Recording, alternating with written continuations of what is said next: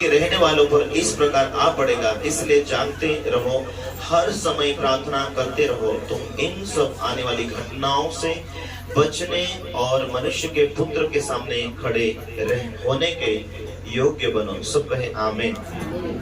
Hallelujah, hallelujah. यीशु जब जगत में था, यीशु ने अंधों को आंखें दिया, लंगड़ों को चलाया, मुर्दों को जीवित किया। वो जीवित है, आज भी काम करता है।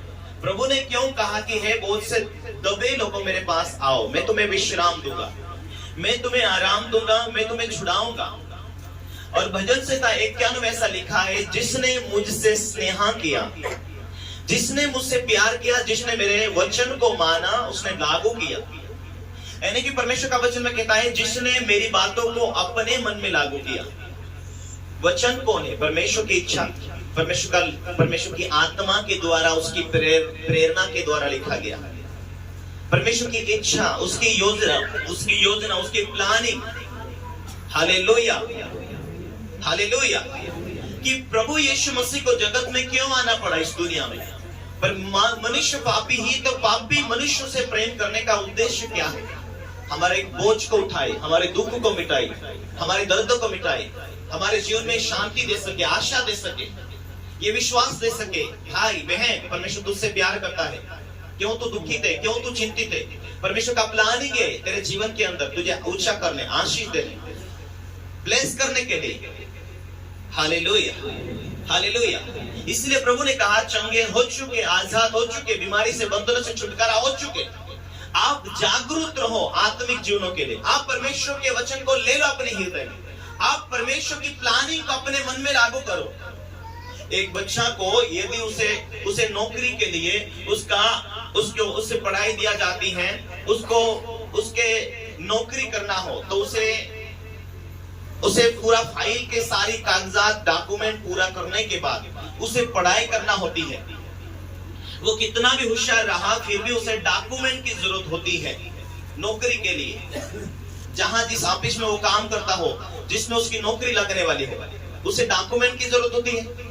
केवल डॉक्यूमेंट इतने की नहीं, लेकिन उसकी पढ़ाई की जरूरत होती है, तब वो वहां सक्सेस हो सकता है, फिट हो सकता है। उसी रीति से अब हमें परमेश्वर का वचन कहता है, हम विश्वास किया कि प्रभु चमत्कार करता है।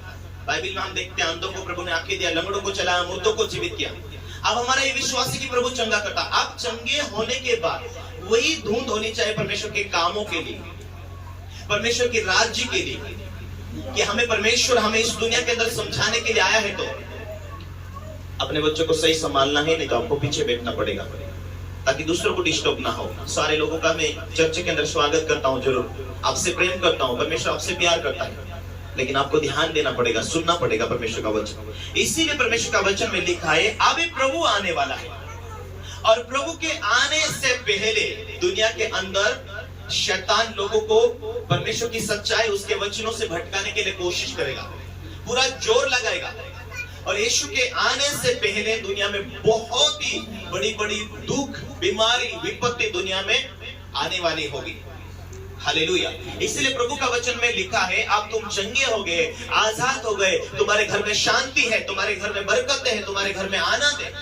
बच्चे नहीं होते थे, बच्चे प्रार्थना के द्वारा परमेश्वर ने दिया, बरकत नहीं, परमेश्वर ने बरकत दिया। चंगे नहीं थे, घर में शांति थी, प्रभु ने शांति दिया। लेकिन आगे का लाइफ, आगे की जिंदगी, जो प्रभु को अपना जीवन दे चुके, प्रभु अब दुनिया में तू ही मेरा नाता, तू ही मेरा रिश्ता, तू ही मेरा परिवार, सब कुछ तू, अब मैं समर्पित होकर मैं जीवन जीने की तैयारी करता हूं। आपका, हम सबका समर्पण ये होना चाहिए कि यीशु ही प्रभु है। वचन कहता है, परमेश्वर ने जगत से प्यार किया कि अपने इकलौते पुत्र यीशु मसीह को दे दिया। अब मैं पूरे मन से, पूरी बुद्धि से, पूरी शक्ति से परमेश्वर से प्रेम रखूंगा, उसी को स्मरण करके काम करूंगा। वो सीधा मार्ग वो निकालेगा, वो देखता है, वो बोलता है, वो बात करता है, वो समझता है। हालेलुया। इसलिए प्रभु ने कहा, मेरे आने से पहले तुम लोगों की तैयारी अच्छी होनी चाहिए, तुम लोगों का ध्यान प्रभु में होना चाहिए। इसलिए प्रभु ने कहा, इसलिए सावधान रहो।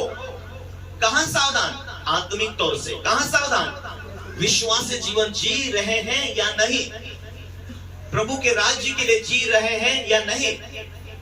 इसलिए सावधान रहो, ऐसा न हो कि तुम्हारा मन खुमार और मतवालेपन और इस जीवन की चिंताओं से सुस्त हो जाए,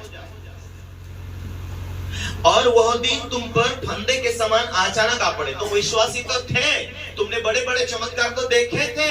आप परमेश्वर धर्मी लोगों को स्वर्ग ले जाने के लिए आना चाहता है, लेकिन उससे पहले शैतान तुम्हें डिस्टर्ब करके, शैतान तुम्हें भटका ना दे। यीशु के नाम में चमत्कार है, यीशु के नाम में सामर्थ है। क्यों नहीं चमत्कार होंगे, क्यों नहीं आपकी जरूरत पूरी होगी? समर्पण हो जाना, तू ही मेरा प्रभु है, तू चमत्कार करेगा, आज ना कल मेरे जीवन में तू करेगा। हालेलुया। अपने आप को परमेश्वर के हाथों में समर्पित करके जीना, समर्पित जो प्रभु के लिए जीना चाहता है। Hallelujah, hallelujah. याकूब को देखते हैं,